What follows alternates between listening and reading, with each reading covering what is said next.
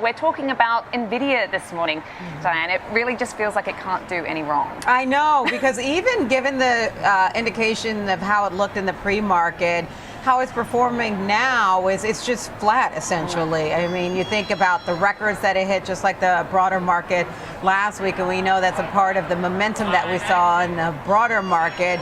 You're not seeing a lot of pushback on NVIDIA. Now, it's on the receiving end of more bullish sentiment. It's not helping the stock right now, given the overall weakness that we're seeing in the market, the tariff risk that you mentioned, the trade policy risk that you mentioned, throwing cold water as well. But Citigroup is increasing its price target on NVIDIA. It's raising it to 190 from 180. That implies about 20% upside from the levels that we saw around, honestly, still here, because we're close to that record high that you hit on Thursday, which was above 159 a share. The move from Citi, that implies just growing confidence in NVIDIA, their dominant position in AI, in the global AI infrastructure build out. Fueling that, a key catalyst they see there is sovereign AI demand. So we know that countries are building out their own AI infrastructure. They think NVIDIA is going to be a key, crucial part of that. They estimate that sovereign deals already contributing billions of dollars in 2025 and more to come in 2026. They're expecting, in fact, a sharp acceleration in 2026. We've seen reports of NVIDIA being involved in deal after deal when it comes to these sovereign AI deals. They don't see any bottlenecks when it comes to NVIDIA's Blackwell, because that's been one of the concerns with regard to NVIDIA, as you well know, Sam. It's not the demand issue, it's the supply issue. Yes. Can they address that? Can they address that demand for Blackwell? And the view from Citigroup is that they can, right? The Blackwell Ultra, they expect that transition to be smooth. And they also talked a little bit about CoreWeave. That's the first to deploy the systems for the GB300. That's the Blackwell chip. And they talk about how much production it can do.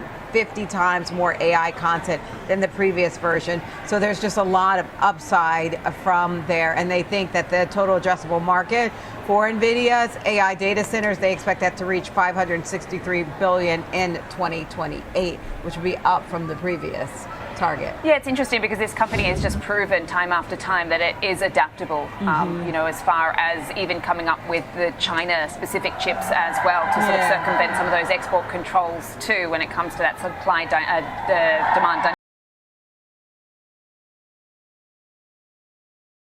Citi anticipates a significant increase in demand for AI infrastructure, especially from sovereign countries, which is why it is stepping up its efforts against NVIDIA. The company increased its target price for the chipmaker to $190 per share, which represents a 15% increase over NVIDIA's current trading levels. According to Citi analysts, NVIDIA will likely take a bigger share of the growing total addressable market for data center infrastructure. The update coincides with NVIDIA's shares rising 12% over the last month as the company continues to push toward a $4 trillion market valuation. According to economists Atif Malik and Papasila, sovereign demand is already contributing billions of dollars in 2025 and is expected to increase even more in 2026. According to the note, NVIDIA is a key player in the worldwide competition to develop national AI infrastructure because it is involved in almost all sovereign deals.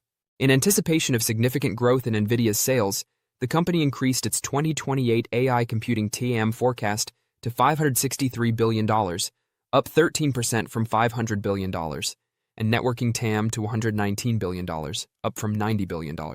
According to Citi, attendees at NVIDIA's most recent generative AI conference talked about a potential standard for AI infrastructure: 10,000 GPUs or one supercomputer for every 100,000 workers.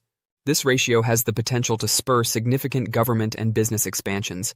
Citi claims that the deployment of NVIDIA, whose Blackwell GB200 chips power many of these AI clusters, is already accelerating. With Citi confirming that rack build-outs are occurring quickly, worries regarding possible bottlenecks in NVIDIA's supply chain have apparently subsided. Analysts anticipate a seamless transition as the company gets ready for its next-generation GB300 processors, attributing this to the lessons acquired from previous platform upgrades. NVIDIA's data center revenue is now predicted by Citi to increase by 5% in FY 2027 and 11% in FY 2028. Sales of networking are expected to increase by 27% and 12% respectively. With a 20% attach rate, this suggests that there is an increasing need for high-performance systems that connect sizable AI clusters. Additionally, it is anticipated that gross margins would keep growing and stabilize by the end of the year in the mid-70% area. However, the bank identified negative risks, such as the possibility of a second Trump administration and the reintroduction of export restrictions. Malaysia and Thailand may come under investigation for alleged exports to China, according to a recent Bloomberg article. However, there are currently no indications that the AI gold rush, particularly from public sector buyers, will slow down. According to Malik and Silla, NVIDIA has a clear view of tens of gigawatts of sovereign and enterprise AI plant buildouts in the coming years. So, what implications does this have for NVIDIA's stock? Let's explore that. But first, a big thank you to those of you who've stuck with us this far. Creating these videos takes significant effort and dedication. So if you're enjoying the content, please hit the like button, subscribe to our channel, and share your thoughts on NVIDIA stock in the comments. Your support truly helps us grow. Now let's get back to the video. It was a wise move to double down on NVIDIA amid the April crisis. The fundamentals are still quite strong, and every few weeks we witness how NVIDIA opens up fresh growth prospects. I want to go into more detail in my new thesis on why the company has multiple fresh growth catalysts. According to valuation, there is still time to purchase this AI powerhouse. Considering everything, my recommendation for NVDA is still a strong buy. Foxconn's Q2 sales report, which showed record second-quarter revenue driven by high demand for AI products, underlined the strong momentum of AI today. Foxconn's revenue grew by 9.5% QoQ and over 15.8% YoY. Additionally, June's sales increased 10% year-over-year. Since NVIDIA is one of Foxconn's biggest clients, the Taiwan-based company's positive report appears to be a positive boost for NVIDIA. A startling $1.6 trillion will be invested in the expansion of data center infrastructure between 2025 and 2030, according to McKinsey's moderate scenario, continued momentum. The race to develop AI superpowers involves more than simply Silicon Valley. It involves independent nations as well. By 2025-2026, Europe alone intends to build at least 15 AI factories. Therefore, in just 2 years, European AI compute capacity is expected to increase tenfold. NVIDIA appears to be the fastest automobile, while European AI resembles an Autobahn. The great thing about NVIDIA is that they are not merely selling shovels in a gold rush. Rather, they are creating the full AI ecosystem. By collaborating with telecoms, cloud providers, and AI model developers, they are assimilating deeply into Europe's tech culture. Having a solid network of local vendors is a great advantage, since it creates a barrier against possible rivals. Since NVIDIA recently introduced the first industrial AI cloud in the world for Europe, all of these collaborations are already paying off. And since this industrial solution is about enabling the next generation of digital manufacturing, industrial automation, and factories, this milestone goes much beyond simply teaching chatbots. I really like that moat, especially when you consider the exponential expansion of R&D. I can't overlook NVIDIA's 400-plus acceleration libraries while discussing the company's AI moat. This promotes deep vertical integration in a variety of industries, including quantum computing, semiconductors, and medicine. Additionally, CUDA-Q speeds up research on quantum applications. The last platform is DGX Cloud Lepton, which aims to integrate AI computation across worldwide providers, making it easy for developers and securing ongoing cloud and software income. In addition to intangible phenomena like cloud computing and quantum computing, NVIDIA is also influencing the field of physical artificial intelligence. Autonomous vehicles and robotics make up the majority of this field. With its newly released Drive full-stack autonomous vehicle software, NVIDIA appears poised to become a hub for innovation in this area as well. An important turning point for the sector, which is predicted to reach $200 billion in the next 5 years, was Tesla's recent robotaxi debut. Humanoid robotics is another potential multi-trillion-dollar industry for NVIDIA. Morgan Stanley estimates that by 2050, this industry may reach $5 trillion.